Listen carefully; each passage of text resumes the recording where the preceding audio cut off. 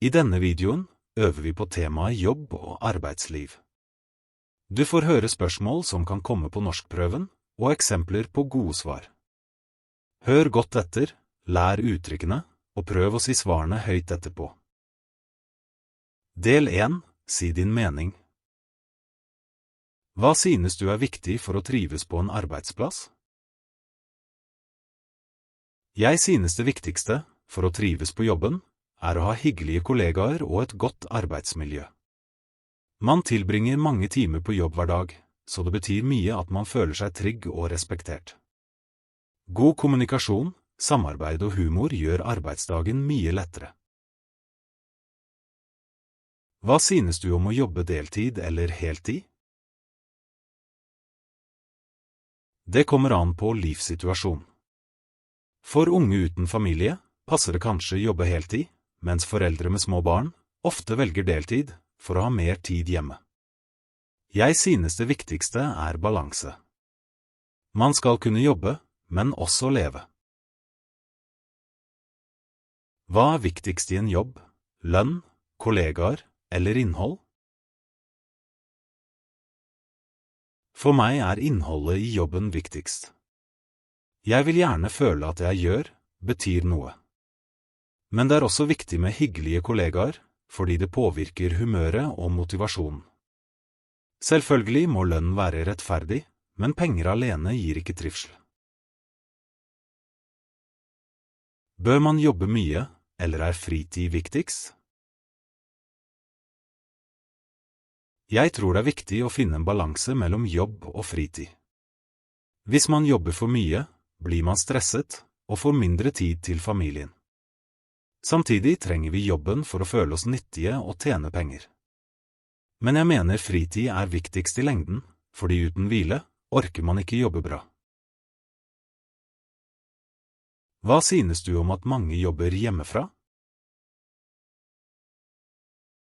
Jeg synes det har både fordeler og ulemper.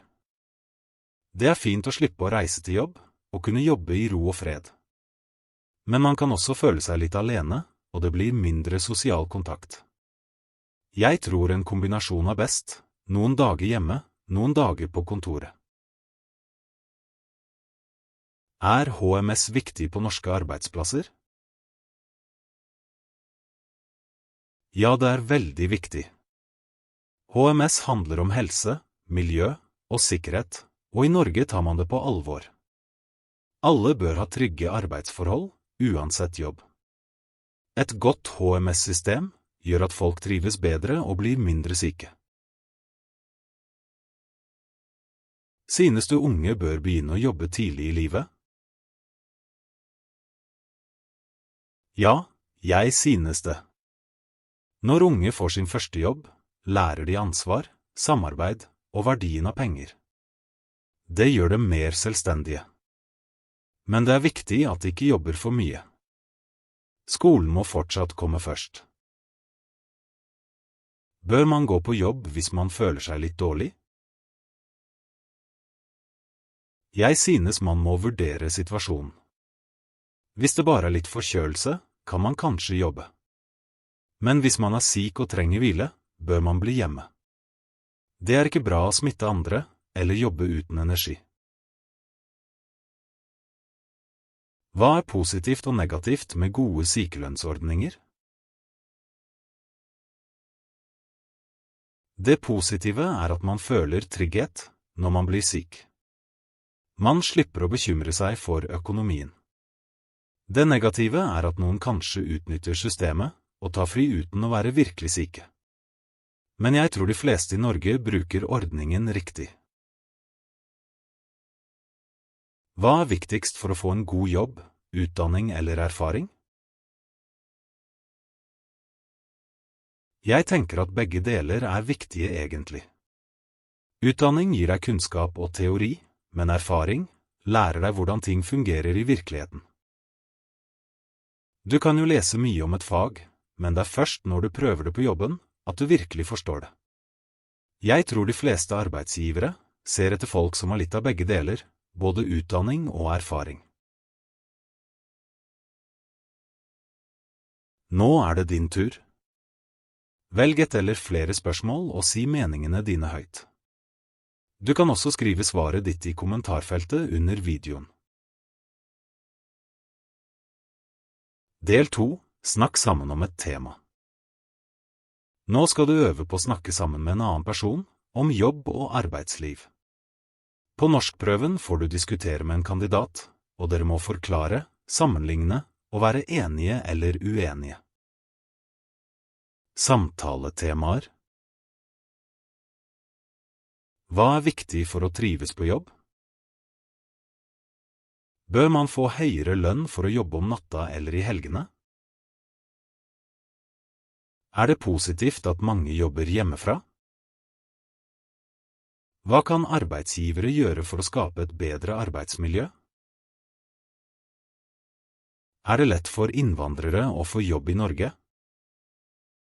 Bør alle få fast jobb etter en viss tid i midlertidig stilling? Hva kan man gjøre for å redusere sykefravær? Hvordan påvirker jobben familielivet? Finn en person å øve med, en venn, klassekamerat, eller bli med i vår Facebook- eller WhatsApp-gruppe for norskprøven B1, B2. Lenker finner du under videoen. Del 3. Ta stilling til en påstand. Nå skal du øve på å ta stilling til en påstand. Hør på påstanden, tenk et øyeblikk, og prøv å forklare hva du mener og hvorfor. Etterpå får du høre et eksempel på et godt B2-svar. I Norge er det for lett å være borte fra jobben når man er syk. Jeg forstår at noen mener det, men jeg synes det er bra at vi har gode sykelønnsordninger i Norge. Folk blir syke, og da må de få hvile. Hvis man tvinger folk til å jobbe når de er syke, blir de bare verre, og smitter kanskje andre. Det er viktig å stole på at folk bruker ordningen riktig, selv om noen får misbruke den. Vi trenger flere jobber for ufaglærte i Norge. Ja, jeg synes det. Ikke alle har utdanning, men mange er flinke og arbeidsomme. Det burde finnes flere jobber der man kan lære på arbeidsplassen. Personlige egenskaper og erfaring er ofte viktigere enn papirer. Hvis folk får sjansen, kan de utvikle seg og bidra mer i samfunnet. Det er viktigere med fritid enn høy lønn. Jeg er helt enig. Penger er viktig, men fritid er viktigere. Man må ha tid til familien, venner og seg selv. Hvis man bare jobber og tjener mye, mister man livskvalitet. Jeg tror de fleste mennesker egentlig ønsker balanse, ikke bare penger. Jobb hjemmefra er like effektivt som på kontoret. Det kommer helt an på personen. Noen jobber bedre hjemme fordi de kan konsentrere seg, mens andre mister fokus. Jeg tror den beste løsningen er fleksibilitet, noen dager hjemme og noen dager på kontoret. Det gir både frihet og sosial kontakt. Pensjonsalderen i Norge bør senkes. Jeg mener ikke at pensjonsalderen bør være lik for alle. Folk har veldig forskjellige jobber, og det er ikke rettferdig at en som har hatt tungt fysisk arbeid, skal jobbe like lenge som en som sitter på kontor. For eksempel bør byggarbeidere, sykepleiere og renholdere kunne gå av tidligere, mens de som har lettere jobber kan stå litt lenger. Jeg tror det viktigste er at folk får mulighet til å velge ut fra helsa og jobbsituasjonen sin. Det handler om rettferdighet, ikke bare alder. Menn og kvinner bør tjene like mye for samme jobb. Ja, selvfølgelig. Jeg synes det er helt rettferdig at menn og kvinner får lik lønn for samme arbeid.